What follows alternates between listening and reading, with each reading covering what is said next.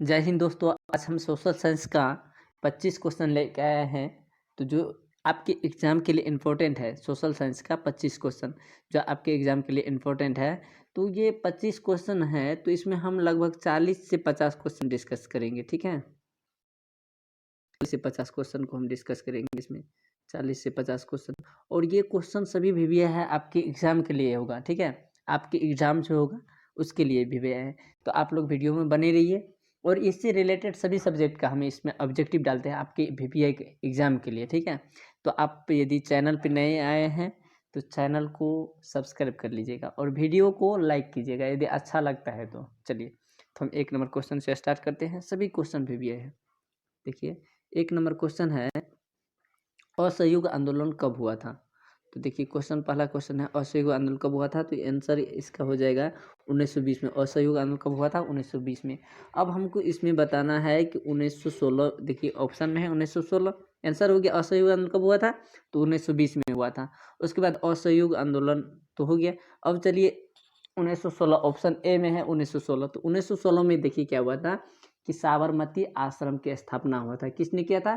तो गांधी जी ने किया था। गांधी जी दक्षिण अफ्रीका से कब आए थे? 1915 में आए थे। और 1916 में क्या क्या किए?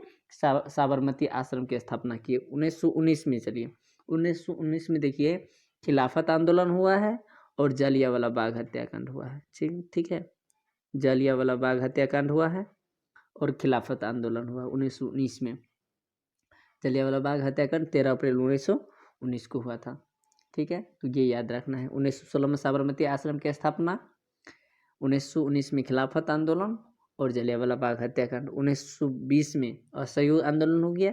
1922 में चोरा चोरी कांड हुआ था। 5 फरवरी 1922 को चोरा चोरी कांड हुआ था। तो इतना आपको याद रखना है। उसके बाद देखिए 1925, उससे आगे भी बता देते 2-3 क्वेश्चन। 1925 में काकोरी कांड हुआ था।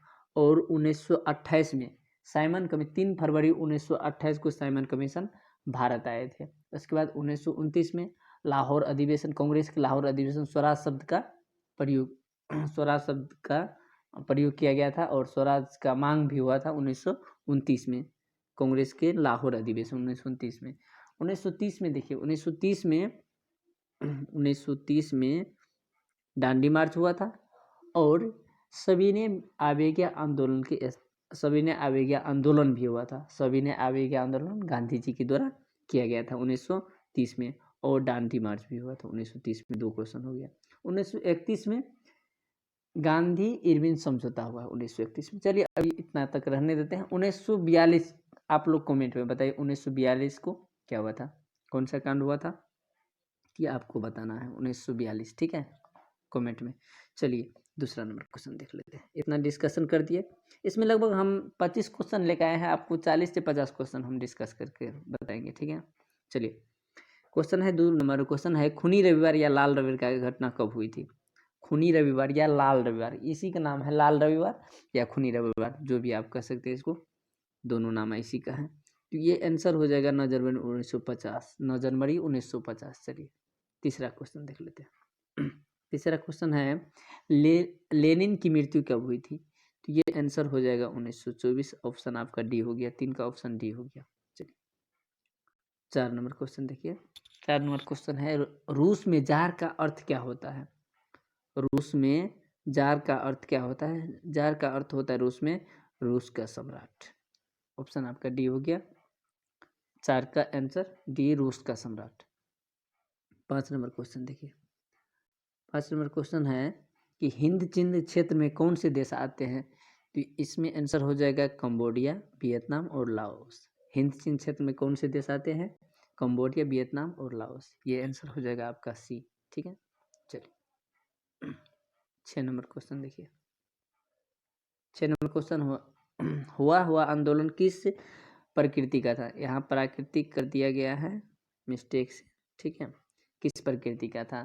तो ये था, देखिए क्वेश्चन पूछा जाता है बार बार। तो ये था क्रांतिकारी और धार्मिक। क्रांतिकारी धार्मिक किस प्रकृति का था? क्रांतिकारी धार्मिक। चलिए, आंसर हो गया डी आपका। 6 का आंसर हो गया डी। चलिए, 7 नंबर क्वेश्चन। 7 नंबर क्वेश्चन है, कौन लौह अयस्क का एक प्रकार है? देखिए लोहा का कौन सा अयस्क इसमें पूछा जा रहा है, कौन सा अयस्क है, तो हेमेटाइट, मैग्नेटाइट, ये सब क्या है, लोहा का अयस्क है, तो इसमें आंसर हो जाएगा मैग्नेटाइट, हेमेटाइट। हेमेटाइट ऑप्शन में है तो हेमेटाइट हो जाएगा। 7 का आंसर हो गया बी, हेमेटाइट। चलिए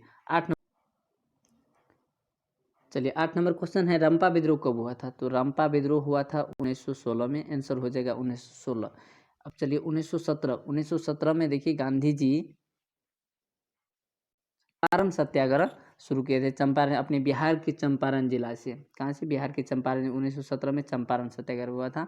और 1919 में खिलाफत आंदोलन और जलियांवाला बाग हत्याकांड हुआ। 1919 में खिलाफत आंदोलन और जलियांवाला बाग हत्याकांड, 13 अप्रैल 1919 को जलियांवाला बाग हत्याकांड हुआ था।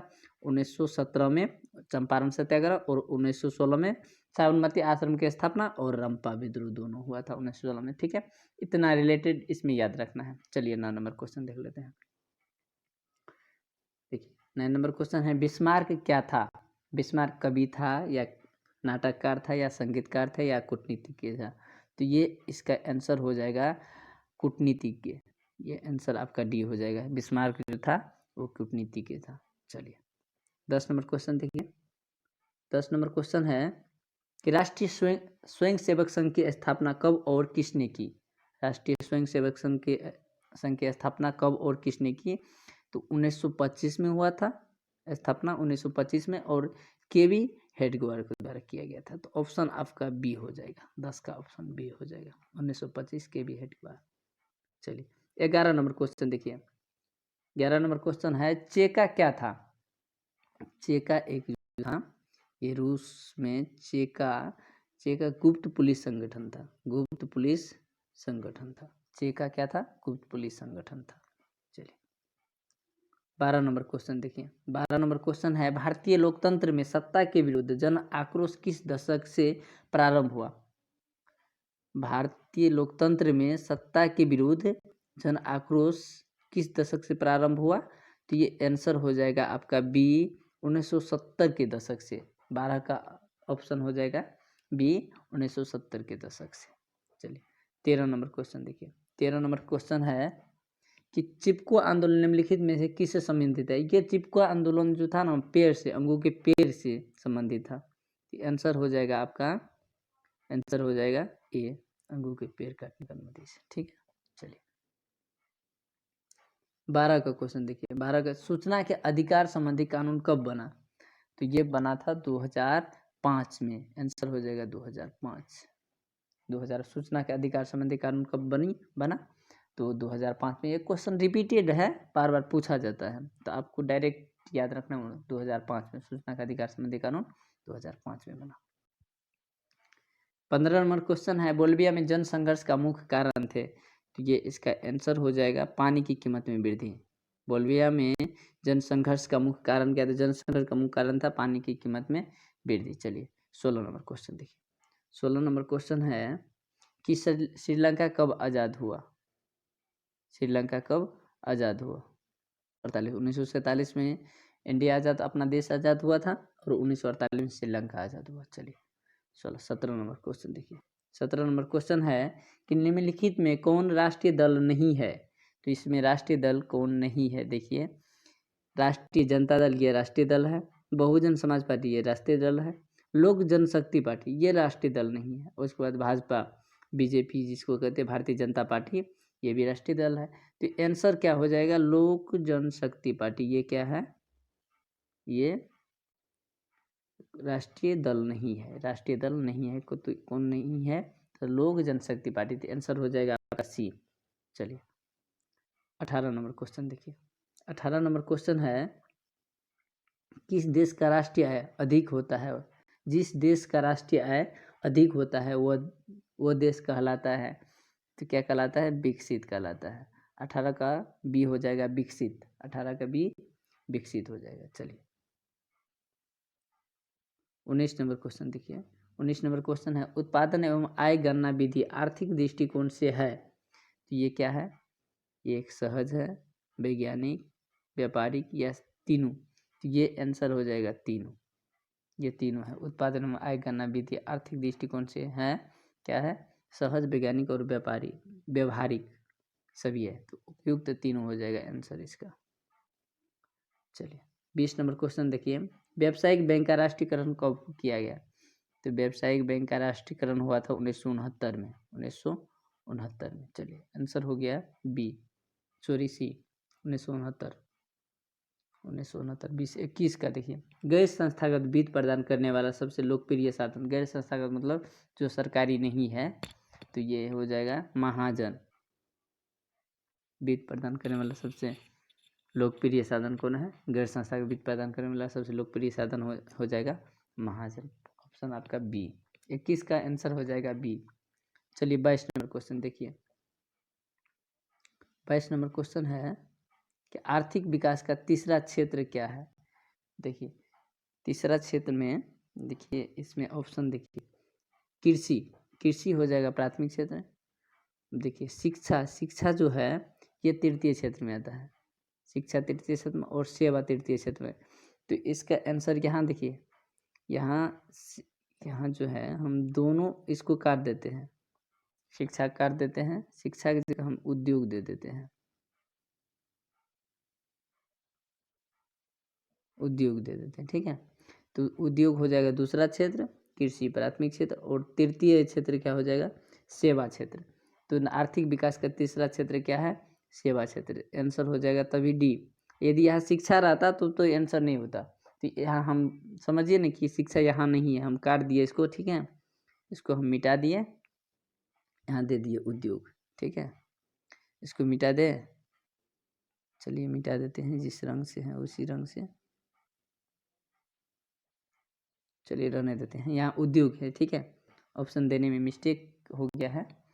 तो देखिए अब हम इसमें डिटेल इसका समझ लेते हैं कि प्राथमिक क्षेत्र, द्वितीय क्षेत्र और तृतीय क्षेत्र में। चलिए इसको चलिए डिटेल से समझते हैं। देखिए प्राथमिक क्षेत्र के अंतर्गत कृषि, पशुपालन, मत्स्य पालन और खनन, ये सभी प्राथमिक क्षेत्र के अंतर्गत आता है, इससे पहले वाले वीडियो में हम बताए हैं। उसके बाद द्वितीय क्षेत्र में देखिए लोहा, इस्पात उद्योग, वस्त्र उद्योग, वाहन, इलेक्ट्रॉनिक्स, जो भी उद्योग है वह सभी द्वितीय क्षेत्र में होगा, ठीक है। तृतीय क्षेत्र में देखिए, तृतीय क्षेत्र में हो गया बीमा, बैंकिंग, चिकित्सा, शिक्षा एवं सेवा क्षेत्र।